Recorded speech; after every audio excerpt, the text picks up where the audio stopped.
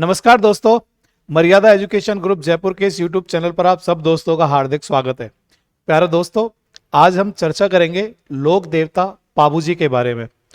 जानने का प्रयास करेंगे कि पाबूजी का जन्म कहाँ हुआ, पाबूजी की माताजी का नाम क्या था, पिताजी का नाम क्या था, किस वंश में ये पैदा हुए, इनकी पत्नी जी का नाम क्या था, कौन लोग इनके सहयोगी थे, किस देवता के रूप में, गाय रक्षक देवता के रूप में इनको माना जाता है, किस जाति के लोग इनके ज़्यादा अनुयायी हैं, ये सब हम जानने की कोशिश करेंगे।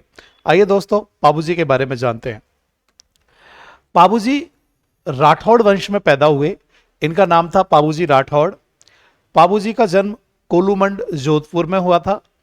पाबूजी के पिताजी का नाम धांधल जी था। पाबूजी की माताजी का नाम कमला दे था। पाबूजी की पत्नी फूलम दे थी, जिनको सुप्यार देवी कहते हैं। पाबूजी का मेला चैत्र अमावस्या को लगता है। पाबूजी के ऊपर आसिया मोड़ जी ने एक पुस्तक लिखी है जिसका नाम है पाबू प्रकाश।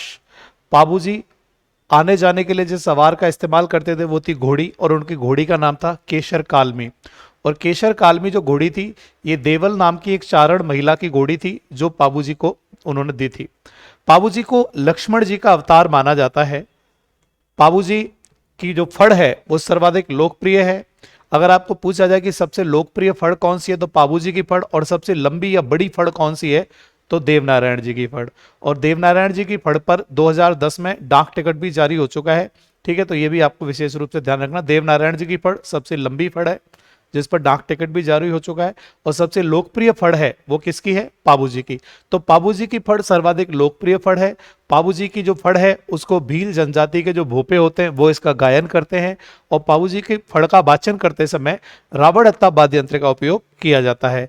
पाबूजी को ऊंट रक्षक देवता के रूप में माना जाता है। पाबूजी को प्लेग रक्षक देवता के रूप में भी माना जाता है। पाबूजी को मानने वाली रायका, रेवारी और देवासी जो जातियां हैं, इनके लोग ऊंट पालन अक्सर करते हैं, और ये समाज जो है ये पाबूजी को एक मुख्य देवता के रूप में पूजते हैं। ठीक है, तो ये भी बात ध्यान रखना कि रायका, रेवारी और देवासी समाज के लोग पाबूजी को मुख्य देवता के रूप में पूजते हैं। ठीक है, देवल चारणी जो महिला थी उनकी गायों की रक्षा करते हुए पाबूजी जो शहीद हो गए, तो पाबूजी जब शादी हो रही थी पाबूजी की, तो उसी दौरान बीच में समाचार आया कि कोई गाय चुरा रहा है।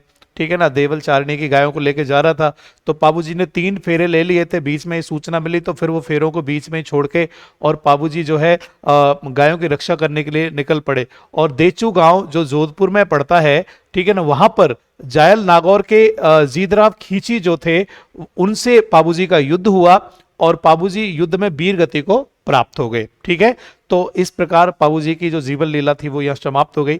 पाबूजी के सहयोगी के रूप में चांदा और डामा दो भील भाई थे। ये काफी पाबूजी की सहायता करते थे, तो पाबूजी के सहायक के रूप में चांदा और डामा को भी जाना जाता है। ठीक है, तो ये हमने पाबूजी के बारे में एक जानकारी प्राप्त की। अब सवाल ये बनता है कि इसमें से क्वेश्चन किस तरह का पूछा जा सकता है। तो आपको एक प्रश्न तो ये पूछा जा सकता है कि पाबूजी का जन्म कहाँ हुआ, तो कोलूमंड जोधपुर में हुआ। आपको पूछा जा सकता है कि पाबूजी के पिताजी का नाम क्या था, तो धांधल जी था। उनकी माता का नाम क्या था, तो कमला दे था। पाबूजी की पत्नी का नाम क्या था, तो फूलम दे या सुप्यार दे था। पाबूजी का मेला कब भरता है, तो चैत्र अमावस्या को पाबूजी का मेला भरता है। पाबूजी की पुस्तक का नाम क्या है, तो पाबू प्रकाश। पाबूजी की पुस्तक किसने लिखी, तो आसिया मोड़ जी ने लिखी।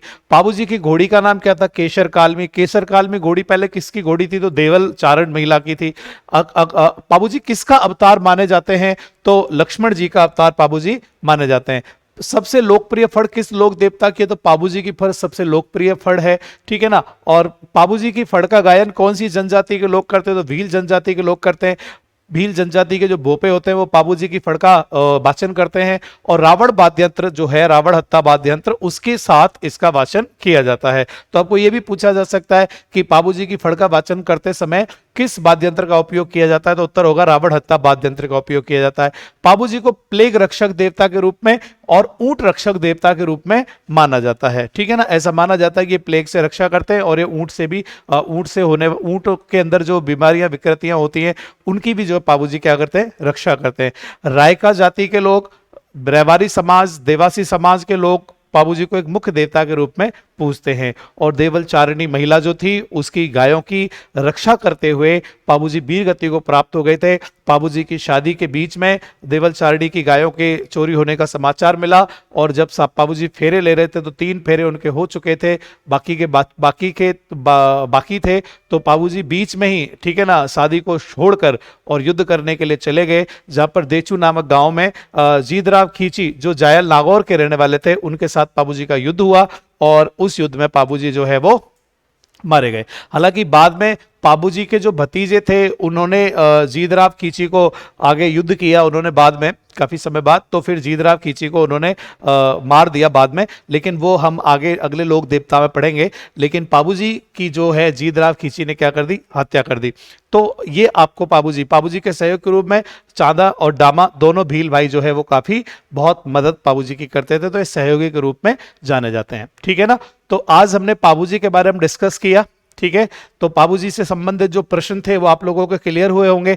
ठीक है ना। पाबूजी का जन्म कहाँ हुआ, माताजी का नाम क्या था, पिताजी का नाम क्या था, मेला इनका कहाँ लगता है, घोड़ी का नाम क्या था, अवतार किसके थे, फड़ के सबसे लोकप्रिय है, फड़ का वाचन करते समय किस वाद्य यंत्र का उपयोग किया जाता है, किन के युद्ध करते समय वीर गति को प्राप्त हुए, इनके सहयोगी कौन कौन है, और ऊंट रक्षक देवता, प्लेग रक्षक देवता, इस तरह के तमाम सवाल आपको एग्जाम में पूछे जा सकते हैं। ठीक है, तो थैंक यू वेरी मच।